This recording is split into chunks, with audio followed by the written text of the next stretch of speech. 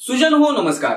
आविष्कार arts and creations प्रस्तुत रविवारची गोष्ट या सत्रामध्ये अमोल वाघचे तुम्हा सर्वांना सप्रेम अभिवादन. एका आश्रमामध्ये एक गुरु आपल्या शिष्यांना शिकवत असत. एक दिवस त्या गुरूंनी आपल्या शिष्यांची परीक्षा घेण्याचं ठरवलं.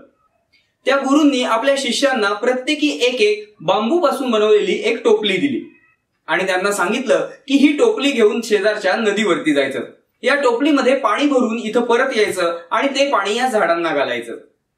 आता ती टोपली होती ती बांबूपासून बनवलेली होती. तिला बरीचशी छिद्र होती. त्यामुळे या टोपलीमध्ये पाणीच भरलं जाणार नाही या विचाराने कित्येक शिष्य तिकडे नदीकडे गेलेच नाही. जे शिष्य नदीकडे गेले त्यांनी 2-3 वेळा प्रयत्न केला. ज्या वेळेला ते टोपलीमध्ये पाणी भरायचे त्या वेळेला ते पाणी त्या छिद्रांमधून वाहून निघून जायचं. 2-3 वेळा प्रयोग केल्यानंतर त्या शिष्यांनी पुढे प्रयत्न करायचा सोडून दिला. पण एका शिष्यानं मात्र आपल्या गुरुवचनांवरती श्रद्धा आणि विश्वास कायम ठेवून आपले प्रयत्न चालूच ठेवले. तो प्रत्येक वेळेला त्या टोपलीमध्ये पाणी भरायचा, पण थोड्याच वेळामध्ये ते भरलेलं पाणी त्या छिद्रांमधून गळून जायचं. पण तरी देखील त्यानं आपले प्रयत्न काही सोडले नाही. बराच वेळ प्रयत्न केल्यानंतर एक गोष्ट त्याच्या लक्षात आली की शेवटच्या प्रयत्नाच्या वेळी जेव्हा आपण टोपलीमध्ये जे पाणी भरलेलं आहे ते पाणी तसंच आहे, ते वाहूनच गेलं नाही किंवा गळूनच गेलेलं नाहीये. झालं असं होतं की बराच वेळ टोपली पाण्यामध्ये बुडवली गेल्यामुळे ती आता पूर्णपणे भिजली होती. तो बांबू भिजल्यामुळे फुगला होता आणि ती छिद्र जी होती ती साहजिकच बुजली गेली होती. त्यामुळे शेवटच्या प्रयत्नामध्ये जेव्हा त्याने टोपलीमध्ये पाणी भरलं ते तसंच राहिलं होतं. त्या टोपलीतलं ते पाणी घेऊन तो आश्रमामध्ये परतला आणि आश्रमामधल्या झाडांना त्याने ते पाणी घातलं.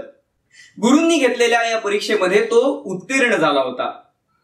छोटीशी गोष्ट पण खूप काही शिकवून जाते. एखाद्या क्षेत्रामध्ये यशस्वी होण्यासाठी आपण त्या क्षेत्रामधील एखाद्या अधिकारी पुरुषाला आपला गुरु बनवतो, त्याचं आपण शिष्यत्व पत्करतो. अशा वेळेला आपण अनन्य भावे त्या गुरूंना शरण गेलं पाहिजे. त्यांनी दिलेली आज्ञा ही शिरसावंद्य मानून आपण त्याप्रमाणे आचरण केलं पाहिजे. कित्येक वेळेला सुरुवातीच्या काळात असं वाटेल खरं की ते गुरु आपल्याला काहीतरी अनेक गोष्टी सांगतायत आणि त्या अशक्य वाटतील. काही वेळेला तर त्या अनावश्यक किंवा व्यर्थ देखील वाटतील. पण जर गुरुवचनांवरती पूर्ण श्रद्धा आणि पूर्ण विश्वास ठेवून त्यांनी सांगितलेल्या गोष्टींचं आपण जर आचरण करत गेलो, पुन्हा पुन्हा सराव करत गेलो, तर कदाचित त्याच गोष्टी आपल्याला आयुष्यामध्ये मोठा विजय मिळवून देतील. रविवारची ही छोटीशी गोष्ट तुम्हाला कशी वाटली हे कमेंटमध्ये आम्हाला नक्की कळवा. जर ही गोष्ट तुम्हाला आवडली असेल तर लाईक करा, तुमच्या प्रियजनांसोबत शेअर करा.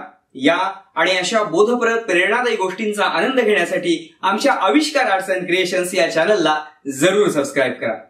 धन्यवाद.